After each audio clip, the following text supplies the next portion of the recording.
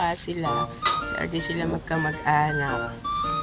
Si Pipay ay anak ni Muning na namatay na. Ito naman si Lily. Nakuha namin doon sa pet store. Inuwi namin at nakakaawa. Ayan, magkamukha sila. Si Lily at si Pipay. Lily and Pipay. Yes, singkit pa yung mata ni Pipay eh. Meron pa silang isang kamukha, si Cookie. Nasa baba. Dito ang tambayan nila. Sinasamahan nila si Chico!